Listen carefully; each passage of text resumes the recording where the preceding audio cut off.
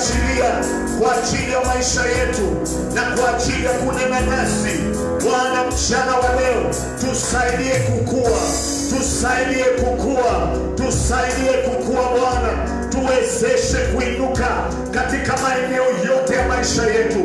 Hatutaki kukaa kikawaida, tunatamani kuongezeka katika kiwango cha utukufu. Tunatamani kuongezeka katika kiwango cha hekima. Tunatamani kuongezeka katika kiwango cha imani. Pokea sifa Bwana, pokea utukufu. Asante kwa maana wewe ni Bwana. Katika jina la Yesu tumeomba na kuamini, na sote tukaseme amen. Patie Yesu makofi. Haleluya. Mpe Yesu makofi. Amen. Amen, amen, amen, amen. Unaweza kukaa. Tunawakaribisha wote ambao wanatutazama kutoka manyumbani ama popote mlipo. Asanteni katika ibada yetu Jumapili. Hapa ni Abundant Life Center, Taveta, Kenya. Mimi ni mchungaji Samora Kitengi, na asubuhi ya leo tunaenda kujifundisha kuhusu kanuni ama vitu unavyohitaji ili wewe ukue kiroho. This is the third part of this message, spiritual growth and maturity. Kwa hivyo ni sehemu ya tatu ambayo tunaendelea kwamba Mungu anatamani tukue. Mungu anatamani tumjue zaidi katika njia zake. Na siku ya leo naamini ya kwamba pia Mungu ataongea na wewe ambaye unayetutazama. Mungu akubariki sana kwa kujoin katika live broadcast hii. Amen. Sasa tutaangalia, fungua Biblia zetu katika kitabu kile cha Waibrania mlango wa 5 mstari wa 11 hadi 14. Waibrania, naomba Maina kama utaniweza kunisomea, nita appreciate.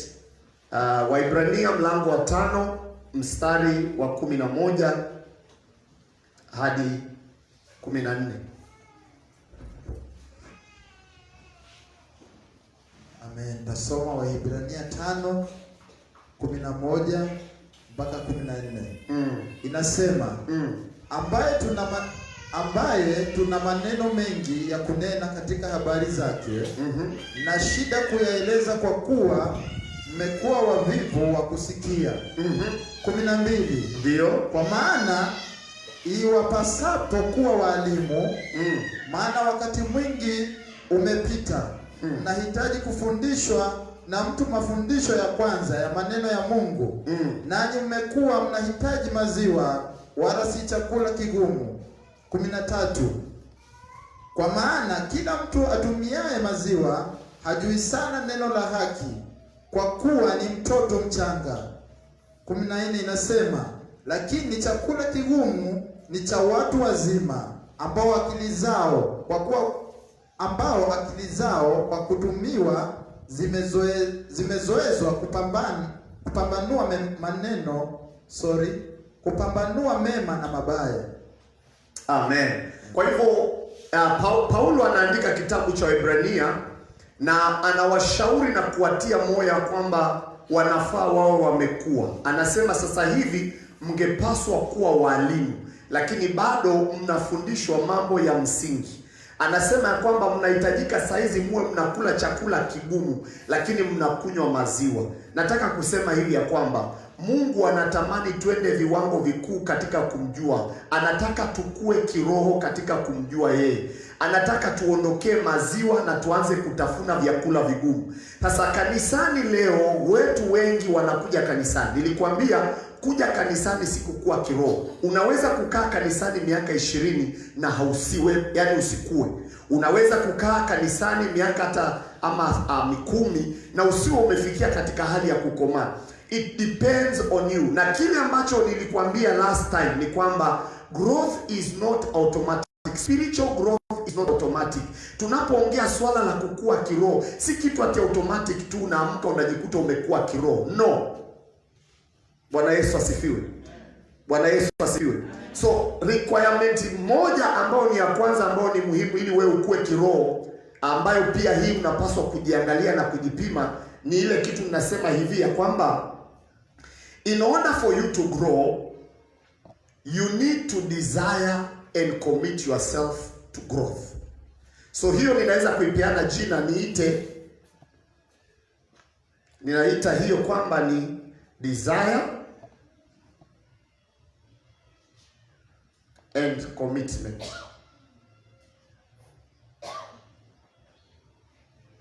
Kwa hivyo kitu cha kwanza ambacho unahitaji kufanya ili wewe ukue kiroho ni lazima uwe na matamanio ya kukua. Do you desire to grow? Kwa sababu usipotamani kukua hukui. Maana hii si kama mwili vile tunakuwa tu automatic, no. Kiwango cha kukua kiroho kinakutegemea maamuzi uliofanya. In other words, ili wewe ukue kiroho lazima ufanye maamuzi fulani.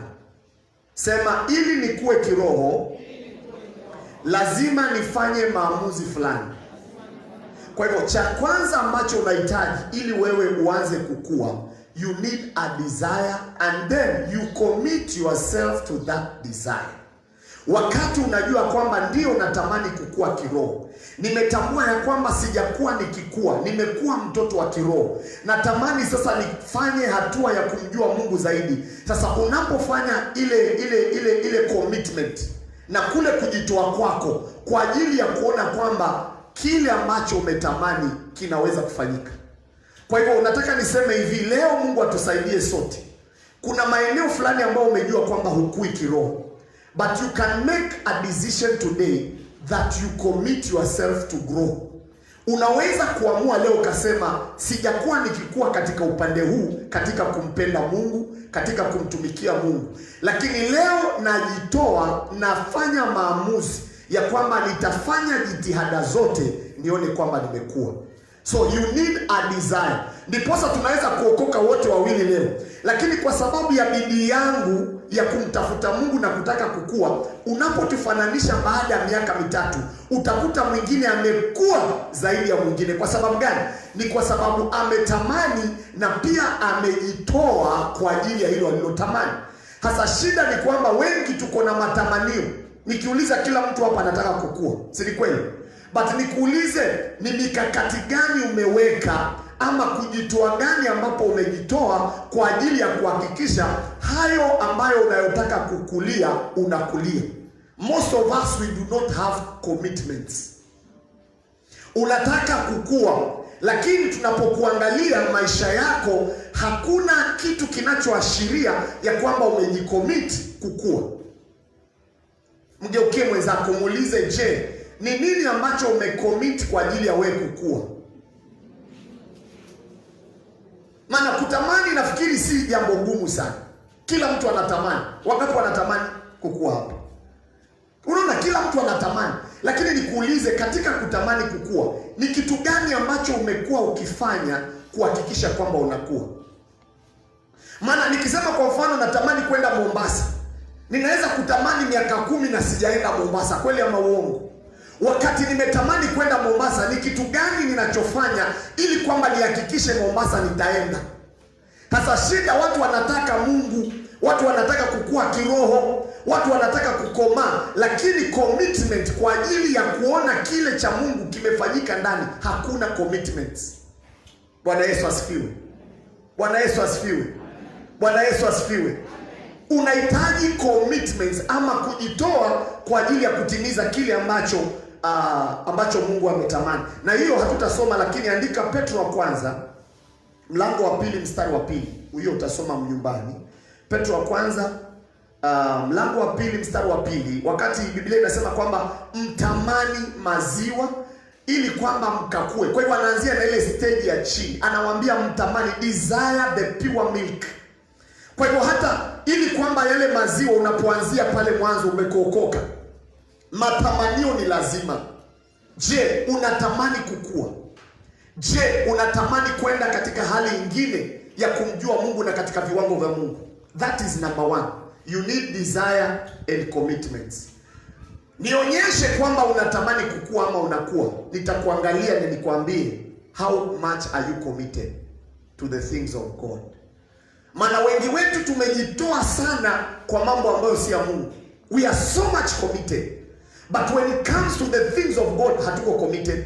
Tuko committed sana kwa chama, kwa merry-go-round, kwa vyama vya mazishi, kwa vitu vingine huko. Tuko very committed. tuko very punctual, tunatii sheria zote kuhakikisha kwamba tumekaa katika masharti ya chama. Lakini wangapi wetu tuko committed kwa mambo ya Mungu, tuko committed kwa neno lake, tuko committed kwa ibada, tuko committed kwa uaminifu? How many of us are we committed to the things of God? Wangapi wetu tuko committed? Tunaweza kuogopa faini ya chama, lakini hatuogopi faini ya Mungu. Chama ukiambiwa uende saa 2 unaenda saa ngapi? Ukiambiwa chama mnatakana saa 2, wewe unaenda saa ngapi? Saa 1:45. Umefili? Lakini ukiambiwa kanisani tuje kama saa 3, unakuja saa ngapi? Saa 5. Yaani huna wasiwasi, yaani unaweza kwenda wakati wowote. Kwani nini? Kwani nitaambiwa nini? But I want to tell you, it's about commitment. Sikiza. Anything that you do not value, you will not set time for it. Chochote ambacho hukithamini, hutakipea muda. Na mara nyingi ukiuliza watu wanasema niko busy, niko busy. It is not about being busy. It is about the value you placed on that thing. Utaangalia chochote ambacho unakithamini kwa maisha yako, utakuta unapeanaga muda. Niangalieni, chochote unachokithamini utakuta unakipea muda. Kama unathamini umbea, utahakikisha siku aishi at least unakamda kidogo kupeleka usabasi. Chochote unachokithamini utakipea muda. Chochote unachokipenda utapeana muda. Bwana Yesu asifiwe. Kama unathamini kwa mfano mtura, unaweza kuwa busy lakini na shughuli zote, lakini utahakikisha umepata kamuda ukakimbia pale mahali wanachomea mtura ule. Hasa mtu anayosema niko busy is because he doesn't value that thing. Bwana Yesu asifiwe. Umenielewa? Chochote unachokithamini utakiekea muda. So, how do you spend your time? Unatumia vipi muda wako? Sikiza. How you spend your time will determine the value you have in life. Muda wako mwingi unatumia kwa nini? Hebu mgeukie mwenzako mwambie, wewe muda mwingi wewe unafanya nini? Na kile kitu ambacho unafanya muda mrefu ni kwamba unakithamini. Kama niyo biashara ya kwamba unaweza kufanya excess mpaka masaa extra, ni kwa sababu unathamini ile biashara inakupa hela. So chochote unachokithamini utakipatia muda. So there is nothing like there is no time. Nitawafundisha siku nyingine kuhusu muda, maana most of us tunatumia muda vibaya. Hakuna kitu kama unaweza sema ati sina muda. Uongo. Muda upo. Ni kwamba wewe hujaona uthamani wa kutengea hicho kitu muda. Ndio maana umekipuuzia. Bwana Yesu asifiwe. Mtu anayependa okay. Wangapi ni watu mashabiki wa mpira hapa? Watu wa Arsenal na Manchester. Kanisani hamna hapa. Wapendwa, ni nani mafanzi wa boli hapa? Okay, mimi si fan wa boli, let me be sincere. Fan wa boli? Peter, okay. Nyosha mkono vizuri. Kwani mfanye wa si boli la kiroho, boli hivi lile la kupisha. Hebu tuone mafanzi wa boli. Alright. Kwa mfano ukiwa wewe ni fan wa boli, unajua wengine wetu hatuwaelewi kwa nini hao mafani wa boli unajua kuna watu wako na TV nyumbani, wako na DSTV na Zuku nyumbani, lakini unashiba atatoka aende Chalaote na Kenya wengine ama Odetoli waende kuangalia nini? Ball. Ni kwa sababu gani anaweza kupata muda mpaka unakuta saa nyingine boli zinazochezewa katika nchi za nje ni masaa mosi ya kwetu. Maybe kule ni mchana, lakini kwetu hapa ni saa 6, saa 7 usiku. Nakumbuka hata sometimes World Cup unakuta watu wako macho saa 8 wanaangalia Arsenal na Manchester, wengine wakiwa wamelala. Sasa kinachomfanya mtu akae saa 6 saa 7 macho akiangalia kina Ronaldo ni nini? Ni nini? Ni kwamba anathamini ule mpira, ule mchezo. Si ni kweli? Ndiposa anaweza kupata muda wa kwenda kukaa kuangalia mpira. Na kwa sababu wewe unapuzia, hata unashinda, wewe unakosa muda, unaenda ni kwa sababu kwako si cha thamani. Ndiposa unaona it's a waste of time. So muda wako unavyotumia unaonyesha vitu unavyovalue. Umenipata sasa? Na ndio maana mtu unaona anaenda kiasi hicho. Na hata mtu anaweza kubet tuwekeane Arsenal ndio atafunga, hata yuko tayari ya 12,000. Na 12,000 unaitafuta. Bwana Yesu asifiwe. It's about what you value. Muulize mwenzako, ni nini ambacho unathamini sana katika maisha yako? Kwa hivyo tukimthamini Mungu wetu, tukimthamini Mungu na neno lake, it means that we need to give more time to our God. Kama tutamthamini Mungu wetu, tutamuona yeye ni wa thamani kwetu, tunahitaji kumpatia muda wa kutosha. Tunahitaji kumpa muda tumsikie. Tunahitaji kumpa muda tuongee naye. Tunahitaji kumpatia muda tumpende. We need to commit ourselves to grow. Bwana Yesu asifiwe. Na ukiwa umeshabikia pale, utakuta huyo jamaa hata ukimuuliza akupatie lineup ya Arsenal, anaweza kutajia kutoka goalkeeper mpaka namba ngapi, mpaka wale reserve. Na wewe ukiulizwa hata wa Gor Mahia hata mmoja hujui. Unakumbuka tu nani? Kadenge na mpira. Ama wengine wale wamjua ni yule aliyekufa anaitwa Diego. Anaitwa nani? Mara ama Pele. Si ni kweli? Lakini kwa sheko kuna watu wanaweza kupatia lineup. Na akakwambia huyo, unaona captain atamweka nani hiyo namba 5 leo. Na fulani atawekwa namba 8. What you value, you will commit yourself to and you give time. Kwa hivyo mwambie mwenzako usiseme huna muda.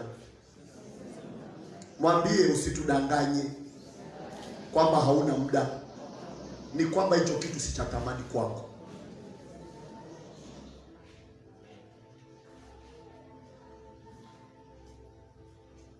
Unajua sasa hivi nikikwambia uende hospitali, utaona unaenda hospitali kufanya nini? Lakini wacha uumwe. Utaona uthamani wa kwenda wapi? Nakwambia hata kama uko busy hapo dukani, utafunga duka na ujipeleke outpatient dukani. Ungoje kuingia kwa daktari. Wewe hujaelewa, unaweza kusema niko busy, wapendwa niko busy, lakini mbona tunakuona hospitali? Hebu mgeuke mwenzako muulize, wewe uko busy, lakini hospitali tunakuona. Mbona mnaongea polepole? These are facts. Kuna kitu kinaweza tokezea na kuambia huu ubizi wako utaishia hapo. Na utaenda hospitali uwekwe kuanzia saa 2, utoke saa 10. Na siku hiyo hakuna uwezo mwambia daktari, saa. Unakaa pale. Umeelewa? So there are things in our lives that we need to commit ourselves to. That is number 1. Number 2. Ili wewe ukue kiroho, in order for you to grow, you need to eat. You cannot grow unless you eat. Hawezi kukua bila kula.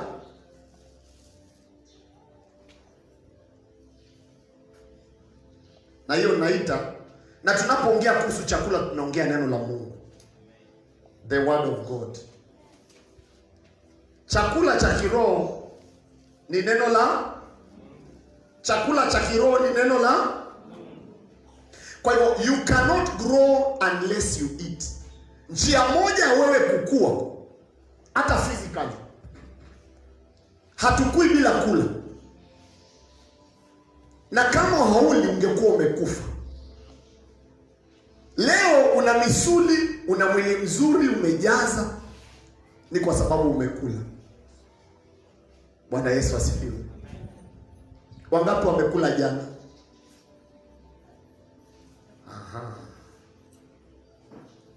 Wangapi wamekula leo? Na hata kama umefunga, utafungua tu, tusidanganyane. Kama unasema nimefunga, kwani unafunga milele? Kula ni lazima. Mgeukie mwambie mwenzako kula ni lazima. Lazima. Mwambie na kama unataka kufa acha kula. Sasa you cannot grow unless you eat. Huwezi kukua bila kula. Fanya hivi. You must eat. Sasa katika kanuni ya kiroho, ili wewe ukue kiroho, lazima pia ukule. Si kule, ule. Lazima ule. Sasa shida ya Wakristo iko hapa. Wanataka kukua kiroho, but they are not eating. Hawali. Hawafanya nini? Hawali. Wanakuja kanisani, wanapiga shangwe na kelele na lakini hawali. The word. Wakristo wengi wanakosa neno. Scripture anayokumbuka ni kwa maana jinsi hii Mungu aliupenda ulimwengu akamtoa mwana. Apart from that hawezi kukwambia mambo mengi. Unasikia? Wanajua vitu ambavyo ni rahisi, neno la Mungu hawana. Na ndiposa wengine pia unakuta wanauoga ukimwambia twende door to door. Tukisema wapendwa, baada ya ibada hii hauna kwenda nyumbani. Tunaenda kuingia hapa vijijini hapo kwa neighbors, tunaingia tukichapa injili door to door. Utaona wangapi watasikia, pastor ni kwa kuna mgeni anakuja saa 8, utanisamehe. Wengi hatutakuwa na ujasiri wa kuingia huko because unaona ukienda utamwambia nini? Utamwambia nini? Utamwambia nini? Mwambie Bwana asifiwe sana. Mwakija kuatia moyo, hakikisheni mnasoma hiyo document ya BBI. Hata kama baba amesoma, wewe usome muelewe. So shida ni kwamba watu hawana neno. Sikiza, hakuna mtu yoyote ambaye amekuwa kiroho ambaye hana neno. Ishara moja ama kipimo cha mtu aliyekuwa kiroho ni wingi wa neno alilojaa. Wengi tumejaa maneno. Lakini hatuna neno. Tumejaa nini Tumejaa maneno. Mungu wasaidia wanaojisaidia. Asisikia la mkuu vunjika. Usipoziba ufu utajenga. Mwenda tenzi na omo marejeo. Ngama. Unajua wahenga wamesema. Hatutaki kujua wahenga wamesema nini. Neno la Mungu limesemaje? Kikwetu wanasema. Achana na kikwenu. Una manage ndoa yako jinsi wale watu wa kwenyu wanavyosema. We are not living by the standard of your tribe or your clan.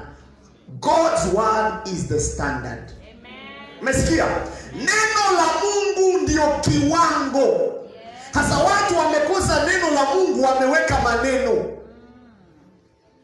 Hasa watu hawakui kiroho kanisani maana hawana muda na neno. Kama ni neno ni Jumapili tena aje alisikie kanisani. Lakini Matatu, Jumanne hata kupitia neno ni vigumu. Wangapi wana challenge ya kusoma neno kama mimi? Ya kusoma neno hadi kushika Biblia. Yaani nyinyi mnashika Biblia throughout. Unaona tunadanganyana, but the truth of the matter ni kwamba wengi hatupendi kula. Na lakini asubuhi amka, chai, mandazi, chapati, basi. Mchana sima. Saa 8 yogurt unasukumia. Saa 9 unasukuma na nini? Maembe vile yako mengi na mananasi jioni. Na jioni mazee kaugali kamlima kama kalesesia. Na mboga, mchicha, mchunga. Unahakikisha umekula, lakini kiroho je, unahakikisha unakula? Do you make time to eat spiritually? Kama huwezi kukosa kula kabisa. Na wengine hapa ukikaa na njaa utajua ana njaa. Anakuwa mkali. Anakuwa hasira, anakuazika ovyo. Wengine kukwazika kwingine ni njaa.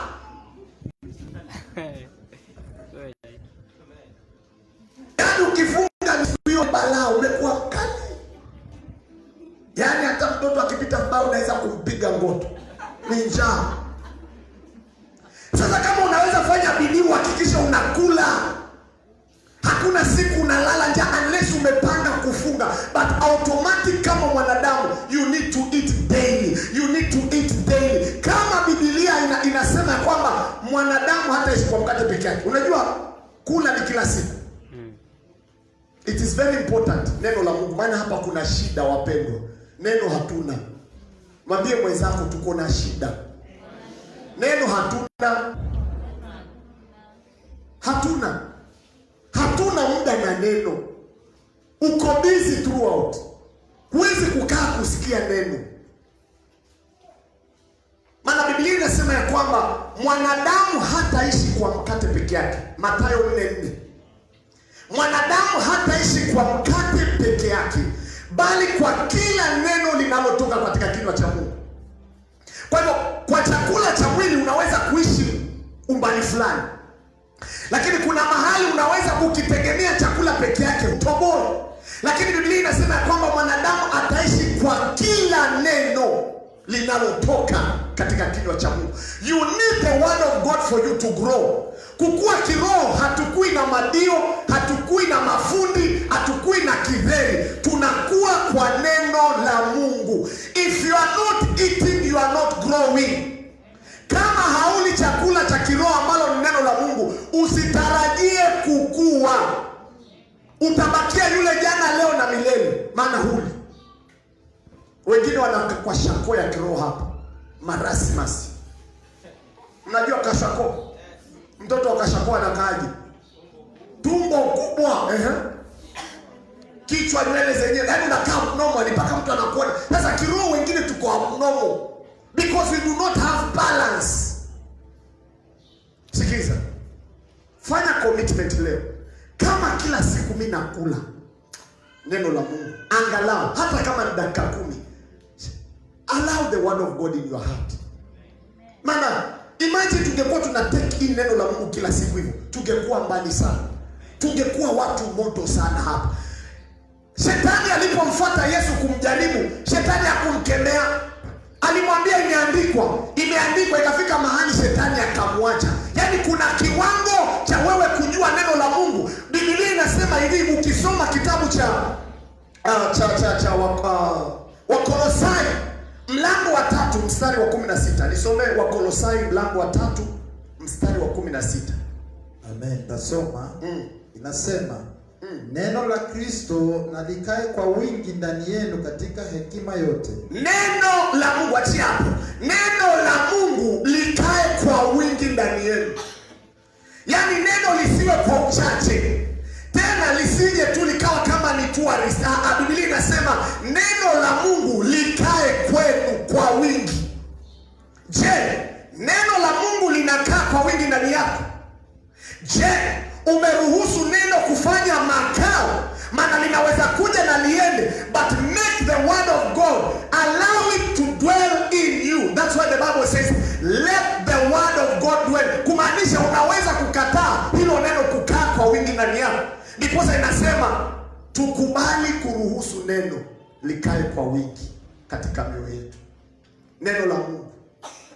Sikiza, neno la Mungu linapokaa kwa wingi ndani yako, kunafikia kiwango hata mambo mengine utaomba.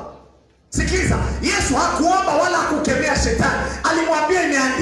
Alimwambia imeandikwa, ikafika mahali shetani akaondoka. Kuna eneo ama kiwango cha kujua neno la Mungu itafika, utamwambia tu shetani, unapoteza muda, achana na ujinga wako. Neno la Mungu linasema mimi ni zaidi ya mshindi. Linasema ukiwa upande wangu hakuna atakayekuwa atakuwa kinyume changu. Ondoka, wacha kunipotezea muda. Sina muda na wewe. Lakini kwa sababu hujui hivyo, sikiza, I'm sorry to say, wengi wetu hapa tunapewa prayer items za maombi na shetani.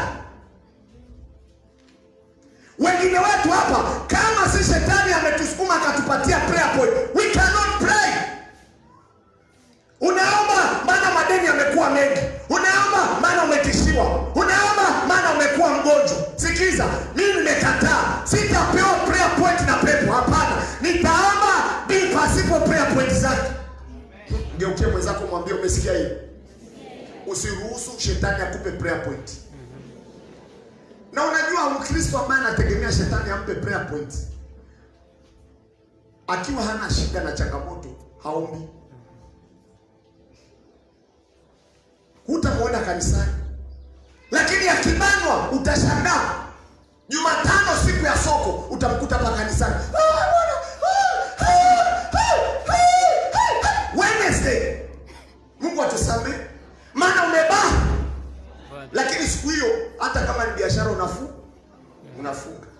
Wapendwa, don't allow the devil to give you prayer points. Yaani isiwe msukumo wako wa maombi ni kile shetani anakufanyia. Mimi nakataa. Nakataa kuona ama kuendelea na kupenya kwa maombi kwa kile shetani anachonifanyia. Afadhali nipenye kwa kile Mungu ananifanyia. Ngeukie mwenzako mwambie usiruhusu shetani ndio akusukume jinsi ya kuomba. Kuna wengine kufunga hawafungi, lakini mambo ya kibamba, akibanwa anakumbuka kuna kufunga. Mpendwa, usingoje ufike hapa. Neno la Mungu, you need to eat. You cannot grow unless you eat. Mwambie mwenzako unahitaji kula. Mwambie unahitaji kula. Mwambie unahitaji kula. So hapa kuna shida. Watu hawana neno la Mungu. Kwa hivyo kipimo kimoja cha kuona mtu amekuwa kiroho, angalia level ya ufahamu wake na neno la Mungu. Muangalie anajua neno la Mungu kiasi gani. Mpime, utajua huyu amekuwa. Maana amebeba neno la Mungu. Bwana Yesu asifiwe. Sema lazima nile. Lazima nile. Sema naamua kula. Naamua kula. Number 3. In order for you to grow, you need to breathe. Unahitaji kupumua. Sema nahitaji kupumua. Nahitaji kupumua. Sema nahitaji kupumua. Na hiyo kupumua imeiita prayer. Maombi.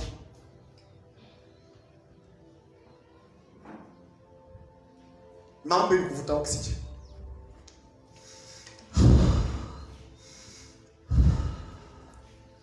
Unajua oxygen inatusaidia sana, si kweli? Hasa katika maisha ya kiroho. Huwezi kukua kama upumui. Na kupumua kwako ni maombi. Ndiposa unaposoma Biblia katika kitabu cha Wathesalonike wa kwanza, hatutasoma, andika utasoma, maana najaribu kurush tuokoe muda. Wathesalonike wa kwanza mlango wa 5 mstari wa 17. Inasema pray without ceasing. Ombeni pasipo kukoma. Kumaanisha unaweza kukoma. Biblia inakuambia uombe pasipo kukoma kama hakuna uwezekano wa wewe kupiga full stop. Kwa hivyo kupumua kwetu ni maombi. Ukitaka kuelewa kiwango cha mtu amekuwa ama kama anakuwa, muangalie maisha yake ya maombi. Na wakati wowote uendelee vizuri kiroho, tusidanganyane. Wakati wowote una tatizo la kiroho, utajua, utaangalia geji ya maombi pia utaona inashuka. Kweli ama uongo? Chochote kikiwa hakiko sahihi kwako, maisha yako ya kiroho, hata usingoje ati Mungu nionyeshe. Sikiza, angalia maombi. Ukianza kuona unaishiwa na nguvu ya kuomba, hamu ya kuomba haiko, unaona tu uko sawa, elewa uko na shida. Wangapi wameona kwamba kukiwa kuna tatizo fulani la kiroho, unakuta maombi yanapunguaga? Si kweli? Yeah. Hata dhambi tajifanya uko sawa hapa, haleluya, lakini unaelewa kuna dhambi unayofanya hata ya siri. Utanidanganya. Maana unaenda maombi mwenyewe unakosa breakthrough. Maana unajua kuna watu watatu huwezi kuwadanganya. Huwezi kujidanganya wewe, shetani huwezi kumdanganya maana yeye ndiye anakusaidia, na Mungu umdanganya. Kwa hivyo unaenda kuomba, pepo anakuja. Unajifanya. Ulikuwa umesema unapiga 1 hour prayer, after 10 minutes umekaukiwa na maombi. Because you know kuna mambo hayako sawa, unajidanganya tu hapo. Lakini unajua prayer life. Sikiza, wakati wowote unaona maombi yako yanashuka chini, jaribu kutaka kujua kuna shida gani. Maana hiyo ndio oksijeni yako.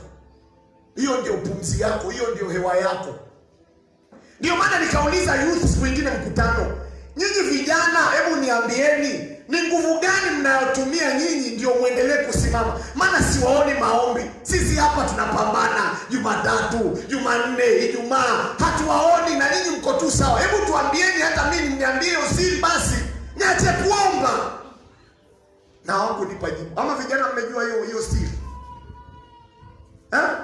Kuna mahali unaweza kupewa kitu kabla maombi. But nashangaa hamuombi. But mnakaa mko sawa. Si alafu ndio mnachemshanga hivi. Usinidanganye. Prayer life. Huwezi kukua kama maombi hamna. Hello? Mnasikia? There is no growth if you are not praying. Mungu akusaidie leo. Kama umekuwa na udhaifu katika maombi, umebakisha tu maombi yale ya chakula. Bwana bariki chakula tunapokitumia. Tunakitakasa kwa damu ya Yesu. Ndio hiyo tu umebakia nayo. Mungu akusaidie. Bwana asifiwe. You need to pray. Mgeukie mwenzako mwambie unahitaji maombi. Muulize, wewe unakujaga maombi? Alafu nakuruhusu akupe jibu. Hebu akupe jibu. Na yeye pia muulize hivyo pia akupe jibu.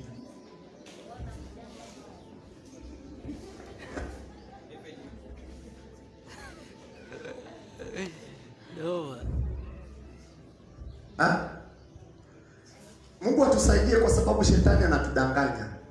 Unaweza kukaa kwa screen ukaangalia kipindi cha Maria Hafa Nao ama Lisa Alejandro. Hata kama chakula nitakula baadaye, weka chakula kwanza kiwachi. But maombi weka chakula kwanza. Do you know? Imagine Maria unaangalia.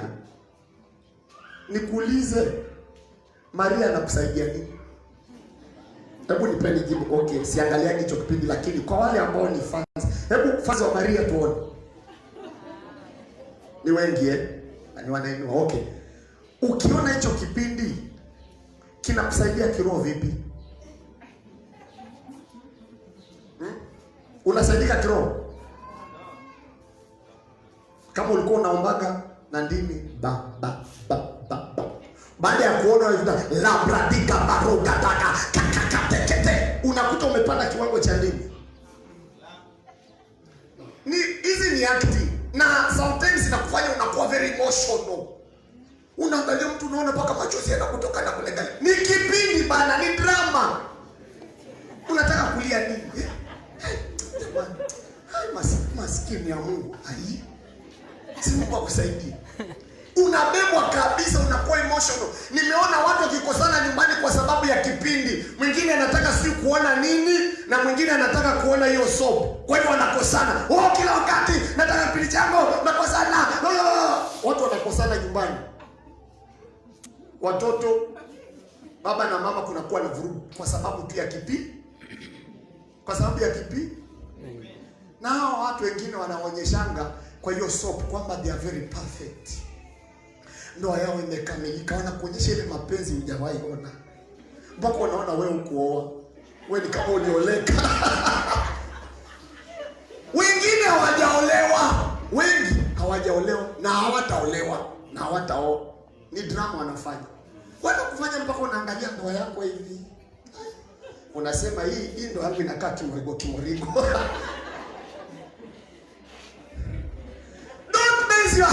Usimezi upendo wenu pale nyumbani kwa ndoa kwa vipindi, maana mtakozana. Bwana asifiwe. Wewe unaona mtu anaproposiwa, goti linapigwa, anapropose. Na ukiangalia wewe uliproposiwa chini ya mti wa mwembe. Unaona ile hapana. Unatamani aseme will you marry me?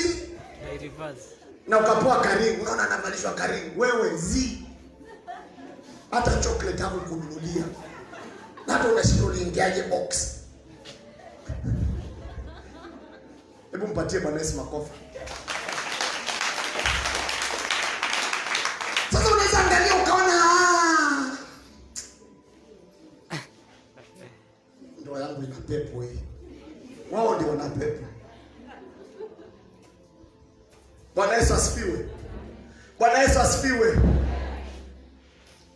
Prayer, maombi. Bwana asifiwe.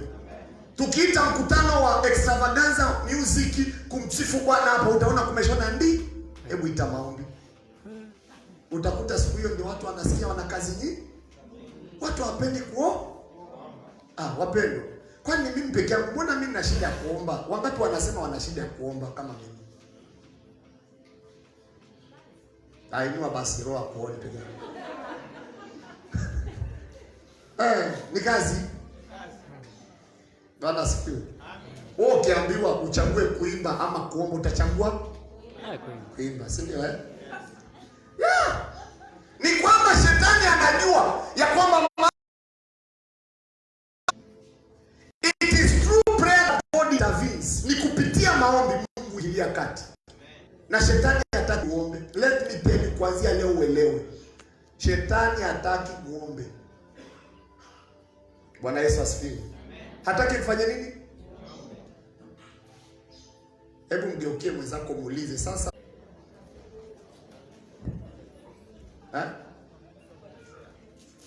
Maombi ni communication. Wewe unajua simu yako huwezi kukaa pasipo simu. Hauwezi kukaa pasipo kuingia kwa WhatsApp, kwa Facebook, Instagram. Huwezi. Mpaka upate ma likes. Uweke ka photo.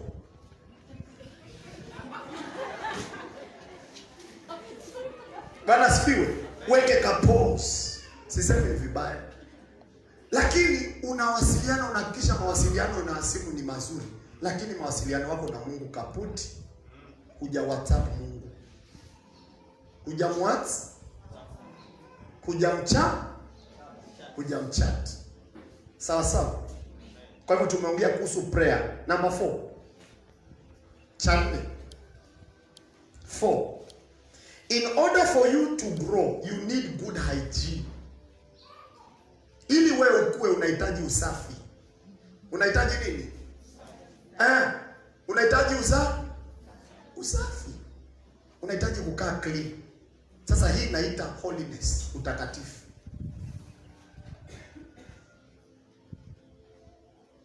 Holiness. Hatuwezi kukua kama hatuna utakatifu. Tunahitaji nini? Utakatifu. Na hichi kanisa wapendagi kufundishwa siku hizi. Nataka kuambiwa tu haleluya. Asimuitike basi. Haleluya. Haleluya. Mtakuwa mamilionea. Pokea. I receive.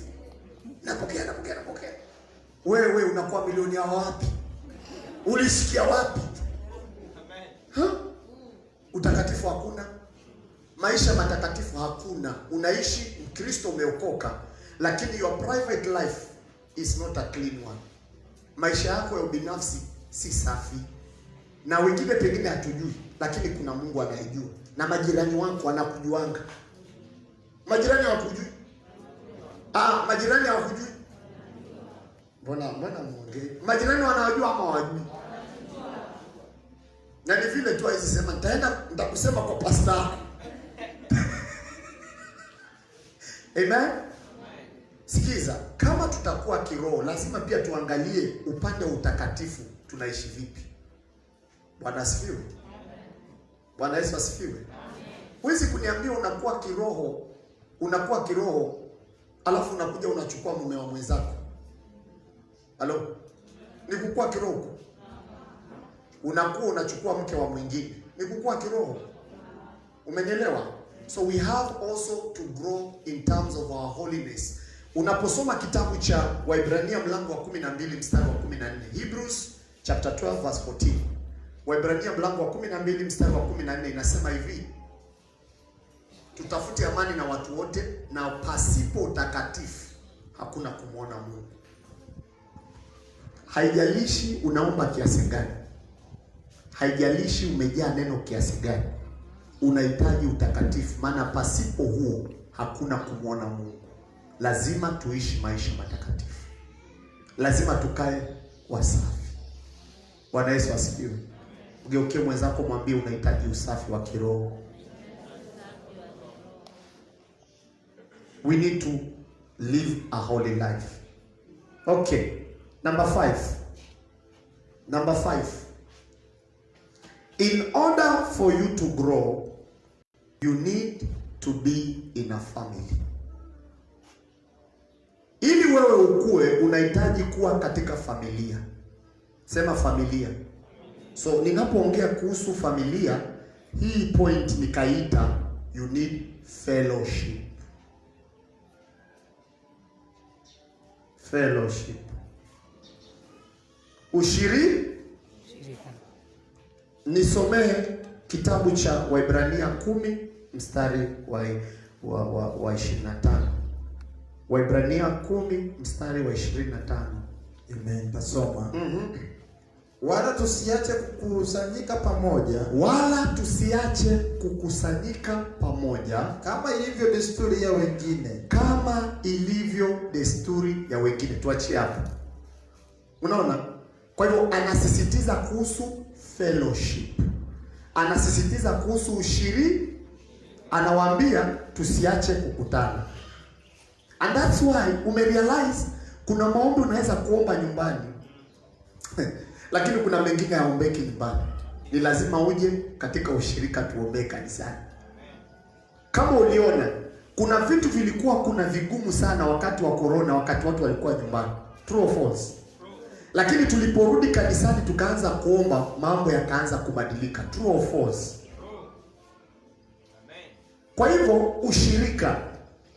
Niambie unakuwa kiroho, nami nitakuchunguza maisha yako ya ushirika na wengine yako vipi. If you are growing, you'll want to be with others. Ukijiona wewe unakaa man solo, jua umepanga kuduma. You cannot grow if you don't have fellowship. Sasa unakulianga wapi hatukuonangi? Mgeukie mwenzako muulize, wewe unakuanga wapi wewe? Kwa ushirika hatukuonani.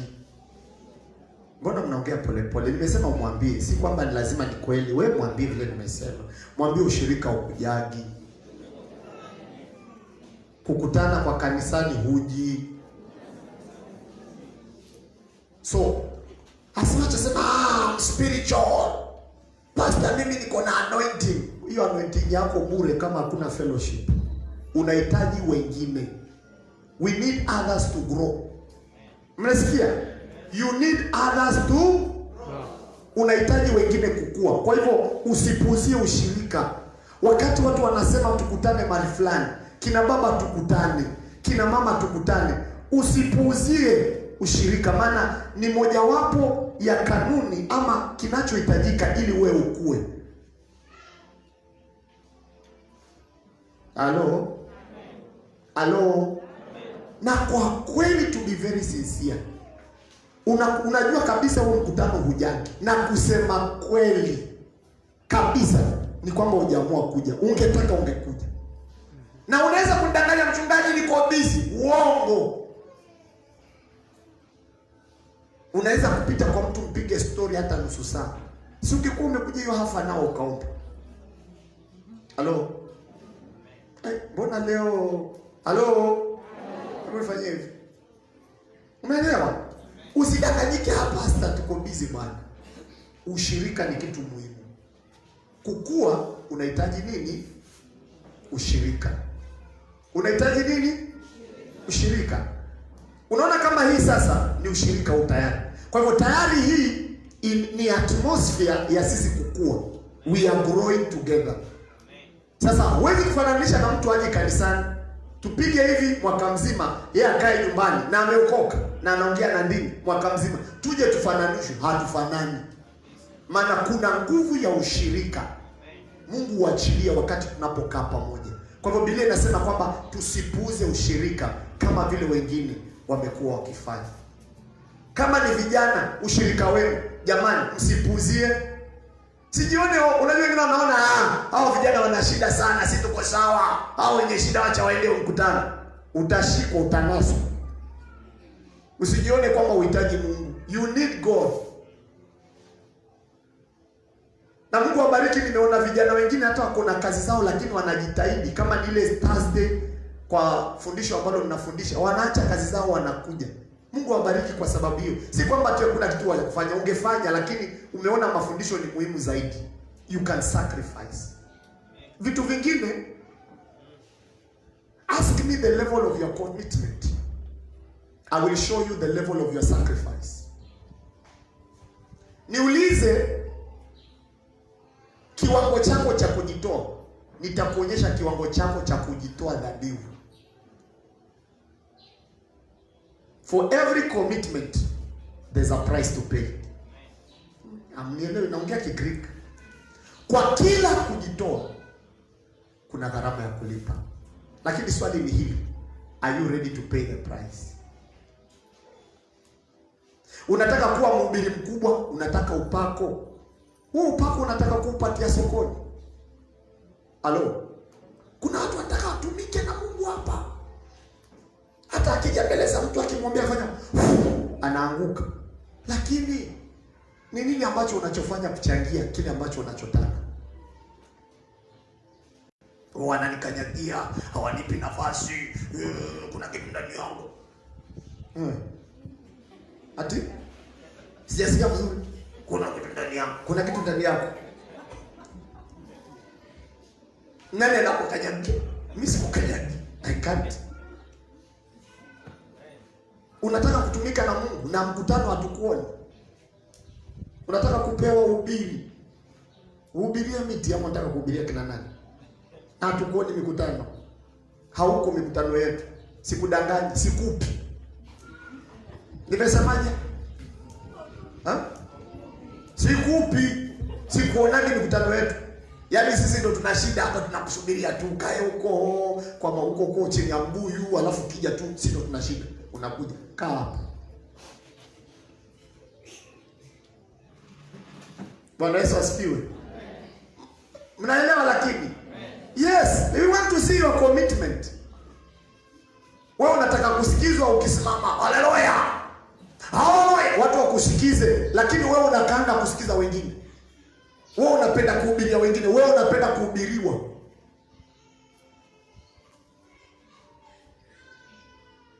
Na hapo unatokezea tu hapa kama umetokea South Africa, ni kama umelipa tiketi ya ndege umekuja hapa. Sikiza, watikiti tunawalipia tu. Watikiti tunawajua. Lakini wewe wa brandogo hapa. Ndio tu wangu ni kama umetoka South Africa. Wapi? Ulisikia wapi? Amen. Commit yourself.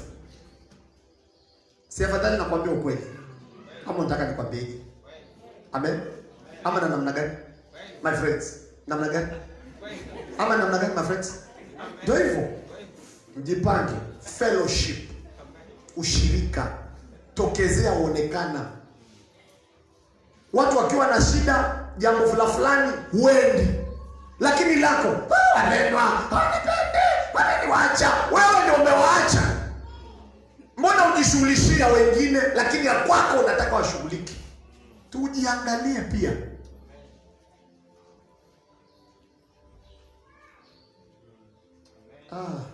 Bwana asifiwe.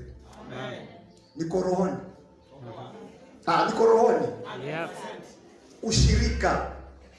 Unataka ulete ushirika kwako. Wewe umeenda kwa wangapi wa kwao? Ugeukie mwenzako muulize, unataka ulete ushirika? Muulize, ati unataka ushirika? Umeenda kwa wangapi wewe?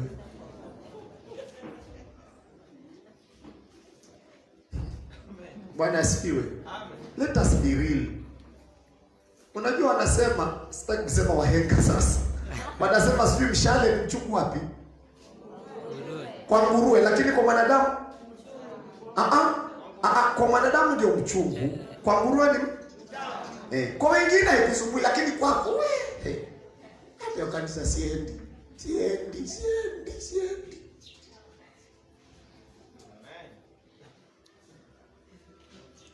Usiende.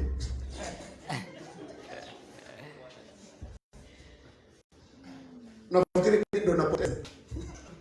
Halo? Bwana asifiwe. Bwana asifiwe. Bwana Yesu asifiwe.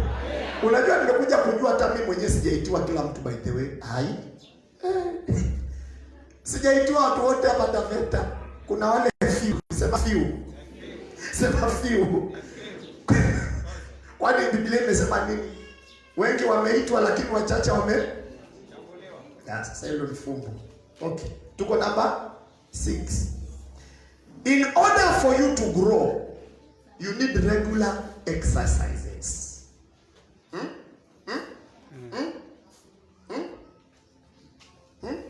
Nini? Naona? Unahitaji nini? Unahitaji nini? Mazoezi. Wewe kaa tu mwaka mzima ndani ya nyumba utoki, uone kama utakaukia hapo. So number 6. Exercise inaita service.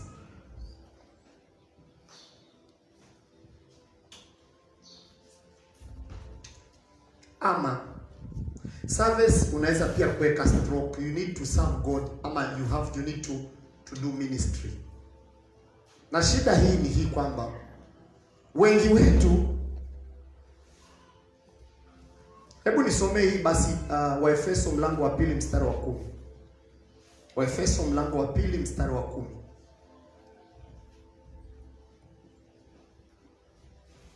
Amen. Nasoma. Nasema maana tu kazi yake. Tu kazi yake. Tuliumbwa katika Kristo Yesu. Tuliumbwa katika Kristo Yesu. Tutende matendo mema. Tutende matendo mema. Tutende matendo mema. Ambayo tokea awali Mungu aliyatengeneza ili tuenende nayo. Unaona? Kwa hivyo Biblia inaongea kuhusu service. Unaniambia umekuwa, naweza kuangalia kujitolea kwako katika huduma ama katika kumtumikia Mungu or serving others. How well do you serve others? Service. Na hapa ndio kuna shida, maana wakanisani washirika wanakuja wanakaa wanaenda, wanakuja wanakaa, but ukiuliza ni nini anachofanya kanisani, hakuna kitu anachofanya. I'm talking about your service to God in the church, in the fellowship. Ngeukia mwenzako muulize, hivi wewe hebu inueni sauti vizuri, sema hivi wewe kama unakuja kanisani, ni nini ambacho unafanyanga hapa kanisani ama kusaidia mwili wa Kristo hapa kanisani?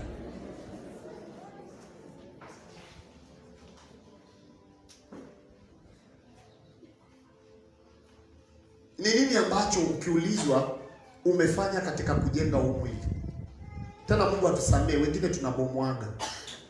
I'm talking about service. Na ninapoongea huduma, wapendwa, na siku nyingine nitawafundisha, because everybody is a minister here. Kila mmoja ni mhuduma. Nitakueleza because we've been viewing ministry differently. Ministry is not what you've been thinking. Huduma si vile umekuwa ukifikiria ati kushika microphone, hallelujah. Hallelujah. Hiyo si huduma. Hiyo si huduma. Are you a servant? Are you ready to serve? Are you ready to serve? Mtu ambaye amekuwa yuko tayari kutumika. But we are not growing, maana we are not ready to serve. Unakuja kupasha kiti, unatoka. There's nothing actually in church you can do. Ni nini unafanyanga kanisani? Hebu muulize tena hii swali hili sink. Muulize kuna impact gani? Okay, ama muulize hivi, muulize, and God forbid, jamani Mungu atusamee, haitafanyika hivi. Muulize hivi, leo Mungu akikuchukua, ni nini tutakachokukumbukia hapa kanisani? Muulize, akupe jibu. Hautaenda, lakini kwa mfano Mungu akiamua kukuchukua, mbona wengine waulize wengine? Hii nataka mdiscuss na upatia muda. Muulize watu hapa kanisani wakiulizwa fulani watamkumbuka kwa kitu gani? Ai jamani huyo tunamkumbuka kwa nchi alifanya. Unajua kuna watu wanakufa, watu wanasema alhamdulillah, afadhali aende, alikuwa mkosi nuksi. Shida. Okay, amekwambia atakumbuka kwa kitu gani? Hebu muulize tena. Wewe tuheshimiane. Hebu muulize pastor anasema ukichukuliwa. Ni nini unaweza kusema ukumbukwe, watu watakukumbuka? Peter tunamkumbuka kwa kitu fulani. Yule Peter, Mungu ambariki sana. Tutamiss kweli kabisa. Kwa hivyo zote nasema Peter tutamiss na yeye ndio anachukulia ka video. Imagine sasa hata Peter akishikwa na kamalaria kwa mfano, haitatokea hivyo. Sasa nani atachukulia hiyo? Hakuna sasa. So naona ama saa nyingine akose kuja vile anavyojitahidi kuja katika mikutano ya katikati ya wiki mapema, yeye ndio anakaa kama sekretari anaandika pale. Si tutamiss. Na hujawahi kuja hata siku nyingine ukamwambia Peter, pumzika nipatie na mimi leo niandike hapa. Kwani tulikataa usiandike? Peter, wakikuja kukwambia wewe tulia ingia ndani na tusaidie kuandika. Patie waandike. Sijasahau. Amekujibu nini? Muulize ni kitu gani watu wanaweza kusema kwamba watakukumbuka na hicho.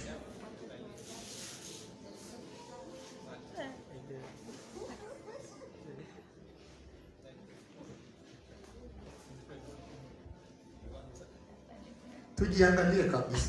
Na yetu umekuja kanisani miaka 10, miaka 5. Wapendwa, mnakuja kanisani kudu? Mnakuja kanisani kufanya nini? Ulitusaidia ile siku tuambia mpaka kitu kinabadilika rangi, lakini sisi hatuchange. Kabisa, na vitu vinachakaa, vimeendelea vikichange, but sisi wenyewe Bwana asifiwe. Unaona kweli Mungu anahitaji atusaidie. Na nimekuambia huduma si ushike microphone. Unaweza kuwa Mungu amekupa karama ya kutia wengine moyo. But nikuulize, umetafuta mtu kumtia moyo? Wengine hapa ni washauri wazuri. Hiyo ni huduma. Unaweza kushauri mtu. Unaweza kushauri ndoa. Umenielewa? Na saa nyingine si kwamba ati kwamba useme kwamba kwako hakwendi vizuri huwezi kushauri mwingine. Unaweza kuta kwako kuna moto, lakini ukishauri mwingine moto unazima, unakuwa na amani. Ya mwelewi. Ukisema ati mimi ni mgonjwa nitaombeaje mgonjwa? Kwani una transfer magonjwa? Na ukimwombea akifa ni shida yako. Kwani mimi nishaombea watu wakafa. Halo? Nishaombea watu wakafa nini? Wakafa. Sawa? Mnajua madaktari?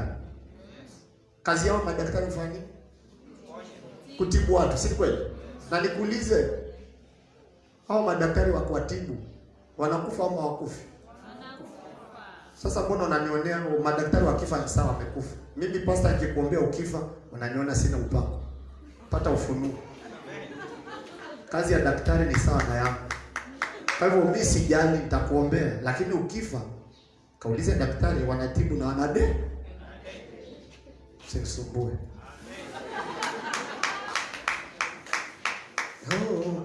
Mimi naombea, sina shida. Bwana asifiwe. Na tukiombea kwa mfano amekufa amekata hafufuke, ni shida yangu. Wewe ushasikia daktari amefufua mtu. Sasa usipatie stress.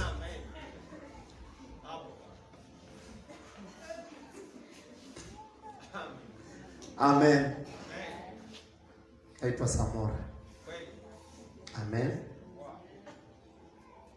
Mungu atusaidie. We have not been servicing. We have not been doing ministry. Hatujakuwa tukitumika. Unajua kuosha kanisa ni huduma. Unaweza kuosha kanisa. Mpendo, kuna formula ya kushika ufagio. Nani hawezi fanya hivi? Shwa. Ama kama ni beki. That is ministry. Na unashangaa Bwana umeniacha miaka 10 nimekaa nikingojea hapa. Anza kutumika uone kama Mungu atakunyanyua. Shida ni kwamba you are just sitting. You are not doing any service. Si tuliona katika Waefeso ya kwamba wengine akapeana walimu, wengine manabii, wengine wachungaji, wengine mitume kwa ajili ya mwili wa Kristo kufanya huduma. What is ministry? Huduma. Bwana Yesu asifiwe. Huduma. There are things you can do in church. Kuna vitu naangalia viko sawa, unajua unaweza kuvicorrect ama ukafanya vikapendeze, but umekaa hapo tu. anything you don't like, chochote usichokipenda, you are meant to correct it. Chochote ambacho ukifurahi na ukipende, Mungu ametamani ukibadilishe hicho. Ndio maana anakufanya ukichukie ili ukakifanyie kitu.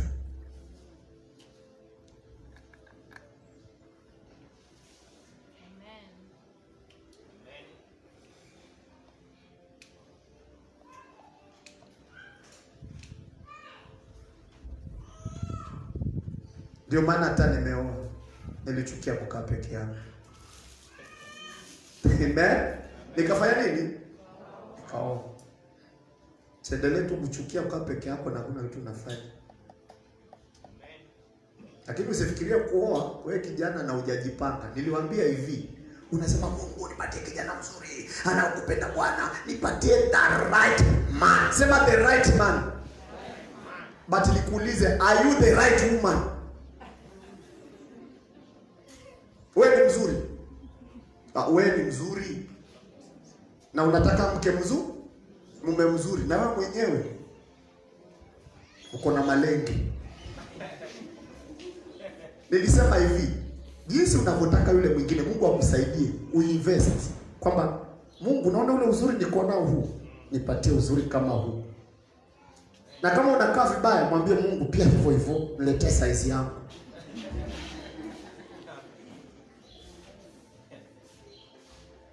Namba ngapi? Huyu pastor naye.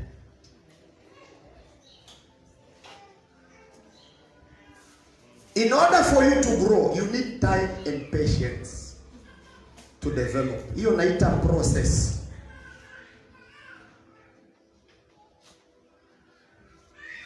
Unahitaji muda kupeana na unahitaji uvumilivu. Unahitaji kuvumilia. Wengine wetu Mungu anatuandaa kihuduma hapa, lakini kwa sababu hatuna uvumilivu tunakawia. Unataka kupako mkubwa, unataka Mungu akutumie vizuri kwa njia kubwa, but hutaki kukemewa. Hutaki kuambiwa ukweli. Ukiambiwa unakasirika, hauji mwezi mzima kanisani. Ati pastor aliniambia, alinikemea. Kwani unataka nani akukemee? Halo? Unataka, yani wewe kila siku makofi. Aseme, kuna ile watoto wa Sunday school wanasifua vipi? Ile nyimbo. Well done. Keep it up. A very good boy. Unataka kila siku ni makofi. Lazima upeane muda mahali pa kukemewa, kuambiwa pana umefanya vibaya. Na uambiwe kwamba by the way umenikasirisha. Umenivunja, umenibwaga, umenidisappoint. Na si kwamba mtu anakuchukia, he's correcting you. Huyu kijana mdogo anatuambia nini huyu? Kijana ananiambia nini? Mimi na watoto 7. Sasa hiyo ndio shida. Mambo ya kiroho tuangalie mwili na mtu anakaa. Unaangalia ndani. Mtu anaweza kaa mkonda nje lakini ndani ni mzito. Ni kiongozi. Bwana asifiwe. Peana time ya kurekebishwa. Kuwa mvumilivu. Bwana Yesu asifiwe. Kuwa mvumilivu. Na hata ukiona anakukazia na kuwa mkali kiongozi wako, wewe tulia. Mingine ni mitihani. Si kwamba anakuonea. Umenielewa? Mnakumbuka Hajiri? Kuna ule wakati utaenda kusoma. Abrahamu ameamua mtoto amechelewa, si akaamua kufanya kweli. Hajiri akajua ako na ball. Ako na nini? Basi baada ya kujua uko na maball, uko na ball, akaanza maringo kujisikia mimi hapa na mimba ya Abrahamu kwani utanifanyaje? Akaanza ujinga pale. Sarai akaanza kumkalia akaanza kumketia chapati. Kufika hapo akaona sijui nini, akatoka ati anaenda zake. Nini aliambiwa na Mungu kule mbele? Aliambiwa rudi, nenda na usubmit. Rudi na nyenyekee. Sasa ingine Mungu anakupitisha katika harsh condition. Kiongozi ama anayekusimamia anakuwa mkali na harsh, si kwa sababu yoyote, anataka akufundishe pia kutii. Because submission is a problem to most of us. We don't want to submit. Na kwa nani? Na ndio shida. Submission iko shida. Hatupendi kukaa chini ya mtu. Sasa Mungu anaweza kuallow mambo kama haya. So in order for you to grow, peana muda, kuwa mvumilivu. Mungu atakusaidia. So long uko na tamanio na umejicommit, neno la Mungu liko sawa, maombi, utakatifu, ushirika, kutumika na katika kumngojea Mungu katika mchakato. Haya mambo yote unapoangalia unaweza kujiona uko wapi.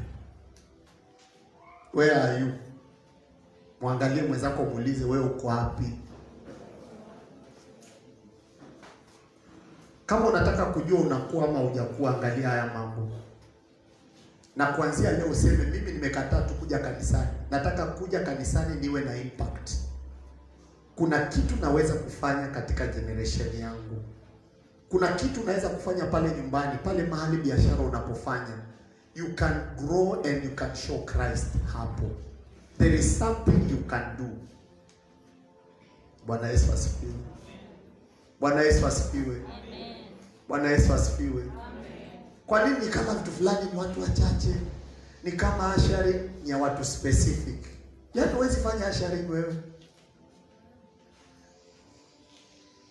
Wengine hapa Mungu anawasaidia, wanaweza kuwa walimu wazuri hata wakafundisha Sunday school. Tunatangaza jamani, tunahitaji walimu wa Sunday school. Watoto wamekuwa wengi. Watoto Jumapili hapa wanakuja more than 85.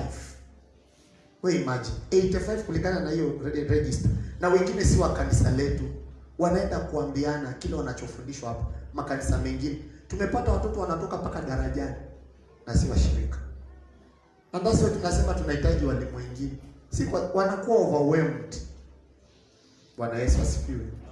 Kama kuna kitu wale watoto wameona kiko hapa na kitakachowasaidia, wewe ambaye unaona Mungu anaweza kusaidia, na vitu vingine ni kulearn na kutufundishika. Njoo nipatie jina, niambie pastor, utasaidia upande huo. Si ni heri utakufanya, utakuwa at least ni zoezi, unafanya mazoezi kidogo misuli. Unapewa kila siku. Nimekuwa nikusukumia na neno la Mungu kila siku. Sikiza. Unajua ukiingiza na hutoi, nini kitafanyika? Utavimbiwa. Wewe imagine umeshikilia wiki mzima kamlima ka Lesesia, wiki mzima. Alafu imefika 7 day haujatoa. Nakwambia kanisani utakuja. Because when you receive you need to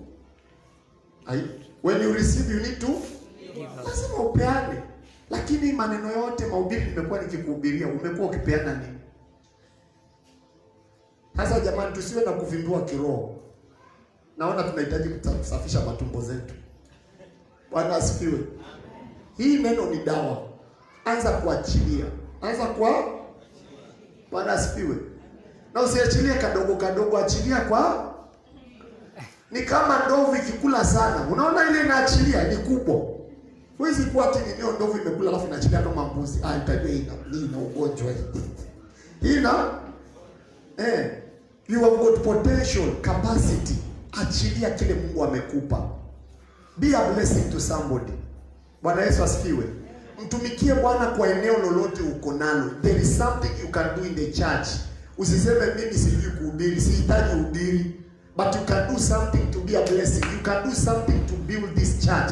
You can do something kumencourage mtu, kumtia moyo, kumfanya mpende Mungu ama mtafute Mungu zaidi. There is something you can do. Bwana asifiwe. Sasa hiyo topic yake kwake tutakuja tuongee siku nyingine, maana pengine ujielewe wewe nini uko nacho. Because you've never discovered what you have. That's why maybe you have not been given to people. Tutakufundisha siku nyingine ndio ujue. Kumbe na nikisikiaga hivi nasikiaga kukorogeka. Kumbe nasikiaga kusumbuka. Okay. unasikia mbona kile kitu hakiko sawa, wacha nifanye kitu fulani, lakini unakazia tulia na yetu you can do something. Pale mali pangekaa hivi, ningefanya hivi, do it. Amen. So nashukuru Mungu kwamba tumesikia neno lake siku ya leo. Kwa wale ambao wanatutazama kwa Facebook, unaweza kukua. Mambo haya ni muhimu katika wewe kugrow in the knowledge of God. Na unaweza kuangalia haya ni maeneo gani umekuwa ukififia, mambo fulani umekuwa ukifanya. Lakini unapoendelea kuyafanya atahakikisha unakua katika kumtumikia Mungu. Na ombi langu ni kwamba Mungu atakusaidia popote unaponitazama, ya kwamba maisha yako yatakuwa regardless of the things you are passing through. Mungu anatamani ukue na ukamjue zaidi. Ombi langu ni kwamba akutie nguvu, ya kwamba ukafanya huduma popote ulipo, usikae tu chini. Kuna kitu unaweza kufanya kwa ajili ya ufalme wa Mungu. Acha niombe na wewe. Baba, katika jina la Yesu, tunakushukuru kwa utukufu wako. Tunakushukuru kwa uweza wako. Tunakushukuru kwa uaminifu wako. Asante kwa upendo wako mkuu. Asante kwa utukufu wako. Kwa ajili ya wote ambao wamenitazama, ninaachilia baraka zako juu yao. Ninaomba Mungu ukawasaidie kukua kiroho. Naomba ukawasaidie kukujua wewe zaidi. Neema yako ikawafikie. Asante kwa sababu unawapenda na kuwajali. Kwa Kristo Yesu nimeomba. Amen. Mungu akubariki sana wewe ambaye umekuwa na sisi. Jina langu Pastor Samora. Mungu akubariki unapoendelea kututazama. Kama hujapeana maisha yako kwa Yesu, unaweza kuomba ombi hili. Bwana Yesu, mimi ni mwenye dhambi. Ingia ndani ya moyo wangu, nisamehe dhambi zangu, nipatie uzima wa milele kuanzia leo, nikupende na nitembee na wewe. Kwa Kristo Yesu tumeomba. Amen. Mungu akubariki. Tafuta kanisa la kiroho, jiunge nao, maana ushirika ni kitu muhimu. Ukue na ujue Mungu. God bless you. Shalom until we meet next.